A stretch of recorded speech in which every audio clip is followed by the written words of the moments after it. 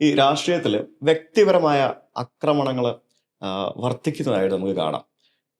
പ്രത്യേകിച്ച് സോഷ്യൽ മീഡിയയുടെ ഒരു കാലഘട്ടം കൂടെ വന്നതോടുകൂടി അത് ഭയങ്കരമായിട്ട് കൂടി. അത് രാഷ്ട്രീയക്കാർ തമ്മിലുമുണ്ട്, ജനങ്ങളുണ്ട്, പിന്നെ മാധ്യമങ്ങൾ ഒരു പർട്ടിക്കുലർ രാഷ്ട്രീയക്കാരെ സെലക്ട് ചെയ്തിട്ട് അവരെ വ്യക്തിപരമായിട്ട് ആക്ഷേപിക്കുന്ന തരത്തിലുള്ള വാർത്തകൾ കൊടുക്കുന്നതായിട്ട് നമുക്ക് ഫീൽ ചെയ്യാറുണ്ട്. അത്തരത്തിലുള്ള ഒരു അല്ലെങ്കിൽ അത്തരത്തിലുള്ള ഒരു കീഴ്വഴക്കത്തെ എന്തായിട്ടാണ് കാണുന്നത്? ഇപ്പൊ അത് ഭയങ്കരമായിട്ട് മാറി വരുന്നു അങ്ങനത്തെ ഒരു സംഭവമാണ്. താങ്കളും അതുപോലെയുള്ള ധാരാളം വ്യക്തിഹത്യകൾ നേരിട്ടിട്ടുണ്ടല്ലോ. ഈ രാഷ്ട്രീയത്തിൽ ആശയവും ആദർശവും കൈമോശം വരുമ്പോഴാണ് ഇതുപോലുള്ള വ്യക്തിപരമായ രീതിയിൽ വ്യക്തിവിദ്വേഷം പ്രചരിപ്പിച്ച് യശോഹത്യ, തേജോവധം നടത്തി രാഷ്ട്രീയ മുതലെടുപ്പ് നടത്താൻ വേണ്ടി ശ്രമിക്കുന്നു.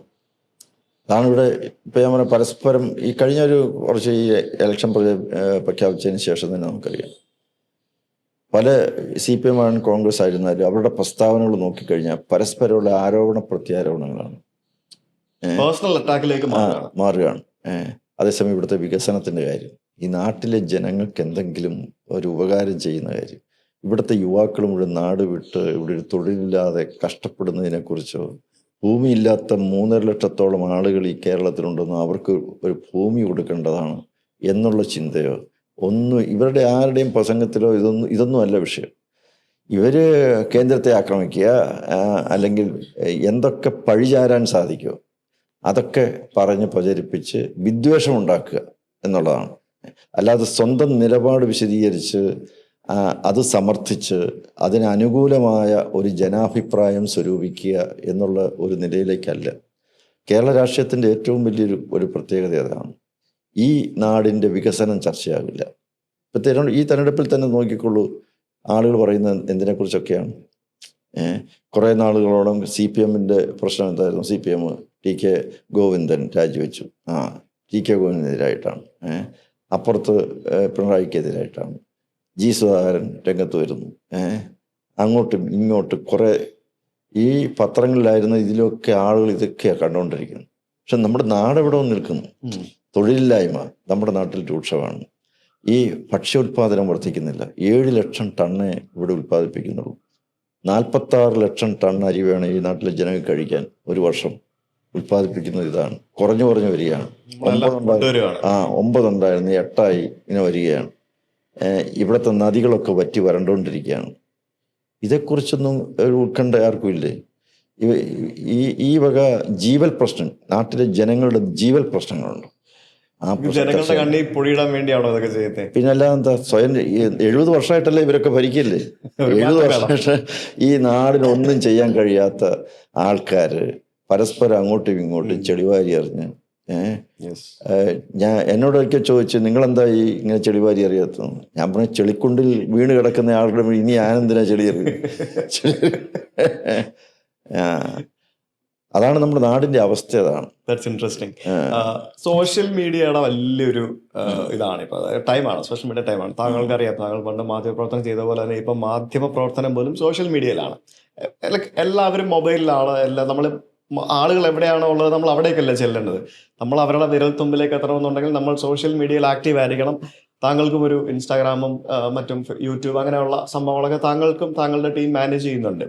അത് ഒരു പൊളിറ്റീഷ്യനെ സംബന്ധിച്ച് ഇപ്പൊ ഒരു സോഷ്യൽ മീഡിയയിൽ സജീവമായിരിക്കുക എന്നുള്ളത് ശരിക്കും ഒരു അവിഭാജ്യ ഘടകമായി മാറിയിരിക്കുകയാണ്. അത് തന്നെ സോഷ്യൽ മീഡിയയിൽ നമുക്ക് ഡയറക്റ്റ് ആയിട്ട് നമുക്ക് ആളുകളുടെ റെസ്പോൺസ് കിട്ടും. നമ്മളുടെ ഇമേജിനെ പറ്റിയുള്ള കാര്യങ്ങൾ നമുക്ക് വ്യക്തമായിട്ട് മനസ്സിലാക്കാൻ പറ്റും.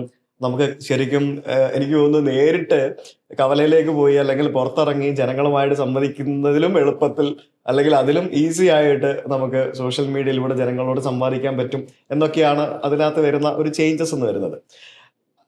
ഈ ഒരു മാറ്റത്തെ രാഷ്ട്രീയത്തിൽ എങ്ങനെ ഉൾക്കൊള്ളുന്നു? ഏത് മാറ്റവും നമ്മൾ ഉൾക്കൊണ്ടേ മതിയാകും. കാരണം അതിനെ ശരിയായ ദിശയിലേക്ക് നയിച്ചുകൊണ്ട് പോവുക എന്നുള്ളതാണ് ഒരു സാമൂഹ്യ പ്രവർത്തകൻ്റെ, ഒരു രാഷ്ട്രീയ നേതാവിൻ്റെ കടമയെന്ന് പറയുന്നത്. ഓരോ കാലത്തും ഓരോ രീതിയിലുള്ള ട്രെൻഡുകളുണ്ടാവും, പ്രവണതകളുണ്ടാവും, സമൂഹത്തിലുണ്ടാവും. കഴിഞ്ഞ ഒരു 10 വർഷം മുമ്പുണ്ടായിരുന്ന പ്രവണതയല്ല ഇപ്പോൾ. യുവാക്കളിൽ മാറ്റമുണ്ട്, അവരുടെ ചിന്താഗതിയിൽ മാറ്റമുണ്ട്. കാരണം അവർ കാണുന്ന സമൂഹത്തിൻ്റെ ആ പശ്ചാത്തലത്തിൽ നിന്നുകൊണ്ടാണ് അവർക്ക് ചിന്തിക്കാൻ പറ്റുക. അപ്പോൾ ഇവിടുത്തെ വിവര സാങ്കേതിക വിദ്യ വളർന്നു, അതിൻ്റെ അനന്ത സാധ്യതകൾ ഇന്ന് നിലനിൽക്കുകയാണ്. ഒരു രാഷ്ട്രീയ നേതാവ് എന്നുള്ള നിലയ്ക്ക് ചെയ്യേണ്ടത് അതിനെ മുഴുവൻ തിരസ്കരിച്ചുകൊണ്ട് പഴയ രീതിയിലൊക്കെ പോയാൽ മതിയെന്ന് വിചാരിക്കുകയല്ലല്ലോ വേണ്ടത്. ആ വളർന്നു വരുന്ന വിവര സാങ്കേതിക വിദ്യയുടെ ഗുണങ്ങൾ, അനന്ത സാധ്യതകളെ പ്രയോജനപ്പെടുത്തി എങ്ങനെ പൊതുപ്രവർത്തനം സംശുദ്ധമാക്കാം, പൊതുപ്രവർത്തനത്തെ എങ്ങനെയാണ് നമുക്ക് ശക്തിപ്പെടുത്തിക്കൊണ്ടുവരാൻ സാധിക്കുന്നത്, ജനങ്ങൾക്ക് പ്രയോജനപ്രദമായ രീതിയിൽ എങ്ങനെ പ്രവർത്തിക്കാം. അപ്പോൾ സോഷ്യൽ മീഡിയയുടെ പ്രസക്തിയുണ്ട്.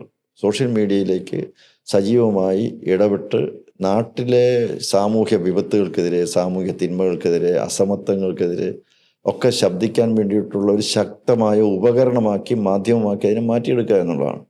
അപ്പോൾ അല്ലാതെ ഈ പറയുന്ന പോലെ വ്യക്തിഹത്യക്ക് വേണ്ടിയിട്ടോ അല്ലെങ്കിൽ തട്ടിപ്പും വെട്ടിപ്പും നടത്താൻ, ശരിയാണ്, അത് നടത്തുന്ന ആൾക്കാരും ഉണ്ട് ഇല്ലേ. ഇപ്പം ഇതിൻ്റെ ഉണ്ടാണല്ലോ ഇപ്പം എന്താ പറയുന്നത്, വെർച്വൽ അറസ്റ്റ് എന്നൊക്കെ പറഞ്ഞ് കേൾക്കുന്നില്ലേ.